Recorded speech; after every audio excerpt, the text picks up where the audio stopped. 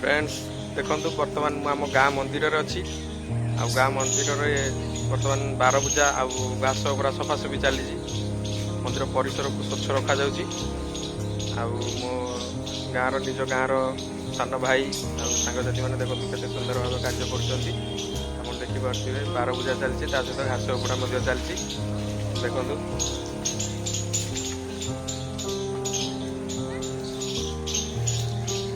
देखिए 12 पूजा सहित जो विकास घास सफा कर मंदिर परिसर सफा रखुच्च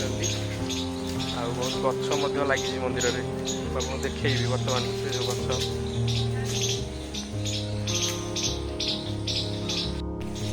फ्रेंड्स आप देखिपे जो टिके भी बार माने खराब हो जाए से जगह रिपेयरिंग कार्य चलू बिटुलू चिंटू मैंने 12 बुझुंट एपटे राका देखु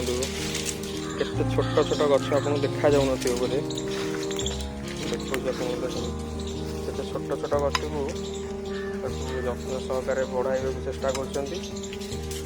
करसार किसी गछ भी दिन बड़ हम आसे गछ फल खाइबे एटा कि गछ एटा बौल कोली गछ देखो ये 12 पूजा होती जो भी कुकुर भी गलिक आसपार गाई गोरु तो दूर कथा छाड़ू कुकुर भी जमी गलिक न आसपार से भाया 12 पूजा होती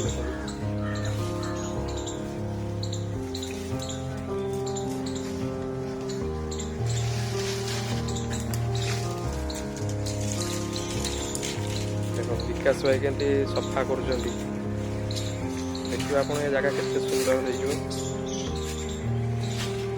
नागेश्वर ठाकुर शिव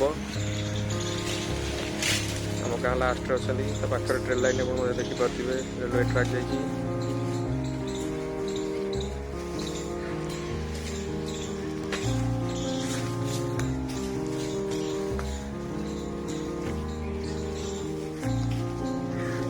विकास भाई आज्ञा बहुत कला अच्छी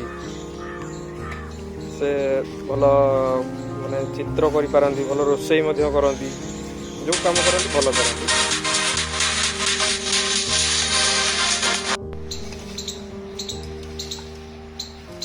देखंतु मंदिर परिसर को सफा एवं परिष्कार रखिया जो कौशल चली तार मुख्य भूमिका नहीं राका सबुदिन मंदिर रे काम करती जो टिके भी बाड़ जदि कौटी खंडिया करती गछ सब लगाती गचर सार दियंती गचर पानी दियंती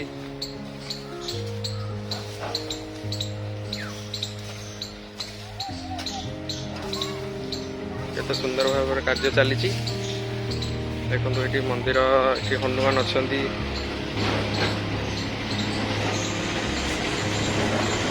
देखिए ये हनुमान मंदिर ये पुस्त गछ अच्छी ये हूँ ठाकुर मंदिर नागेश्वर मंदिर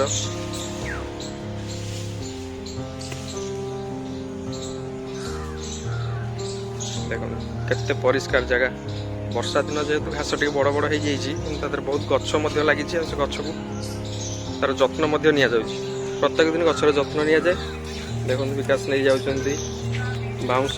कणी जो कहती बाड़ बुझापी ये मंदिर में दुई प्रकार कोठाघर गोपाल भाई ये बस देखिपे ये जो चित्र सब होकर आपको विकास कर कला भल डांस करती भल रोषे करती बहुत सुंदर कला प्रदर्शन करती देखो सुंदर भाव चित्र कर गोटे चित्र सेपट कांथर देखा आपन को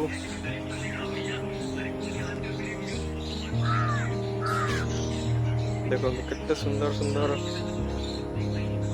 चित्र कर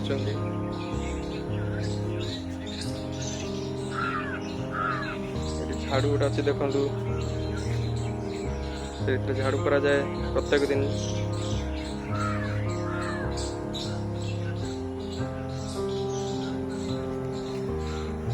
एवं या भीतर देखो केते गछ पड़ी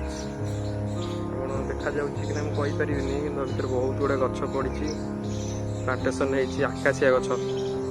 ପାଖାପାଖି 100ରୁ ଅଧିକ ଗଛ ପଡ଼ିଛି। ଆଉ ଫଳ ଗଛ ମଧ୍ୟ ଭିତରେ ଅଛି। ଆମ୍ବ ଗଛ ଦେଖିପାରୁଥିବେ ଅଛି, ପିଜୁଳି ଗଛ ମଧ୍ୟ ଅଛି, କଦଳୀ ଗଛ ମଧ୍ୟ ଅଛି, ସପୁରୀ ଗଛ ମଧ୍ୟ ଅଛି, କେତେ ଗୁଡ଼େ ବହୁତ ଫଳ ଗଛ ମଧ୍ୟ ଅଛି, ଫୁଲ ଗଛ ମଧ୍ୟ ଅଛି। ଏଠି ଗୋଟେ ପାଣି ଟାଙ୍କି ଅଛି। ଆଉ ଆମ ଗାଁ ମନ୍ଦିରରେ ପ୍ରତ୍ୟେକ ବର୍ଷରେ ଆମର ଜାଗର ଯେବେ ପଡ଼େ, ଜାଗର ପୂର୍ବ ଦିନ ଅଷ୍ଟପ୍ରହରୀ ଆରମ୍ଭ ହୁଏ, ଜାଗର ଦିନ ଚାଲେ। ଆଉ ତା ପରଦିନ ମଧ୍ୟ ଯେଉଁଟା ଆମର ଦହି ହାଣ୍ଡି ଭଙ୍ଗାଯାଏ। ବହୁତ ବଡ଼ ପ୍ରୋଗ୍ରାମ୍ ଚାଲେ। 5000 ପାଖାପାଖି ଲୋକ ପ୍ରସାଦ ସେବନ ବ୍ୟବସ୍ଥା କରାଯାଇଥାଏ। ବଢ଼ିଆ ଲାଗିବ ବସିବାକୁ ଆପଣଙ୍କୁ, ବହୁତ ସୁନ୍ଦର ପବନ। ଆଉ ସେଠି ଆ ଭିତରେ ଖରା ପଡ଼େନି, ସେଥିପାଇଁ ବହୁତ ଥଣ୍ଡା ଜାଗା ଏଇଟା। ଖରାଦିନେ ବହୁତ ଲୋକ ଏଇଠି ବାରଣ୍ଡାରେ ଆସି ଶୁଅନ୍ତି, ବିଶ୍ରାମ ନିଅନ୍ତି। ଦେଖନ୍ତୁ ଯେଉଁଠି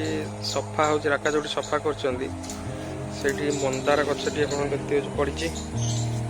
ଏ ମନ୍ଦାର ଗଛଟି ସେ ଜାଗାରେ ଲଗାଯିବ। ଆମ୍ବ ଗଛ ଲାଗିଛି ଦେଖନ୍ତୁ, ଆକାଶିଆ ଗଛ ଲାଗିଛି, ନଡ଼ିଆ ଗଛ ମଧ୍ୟ ଲାଗିଛି।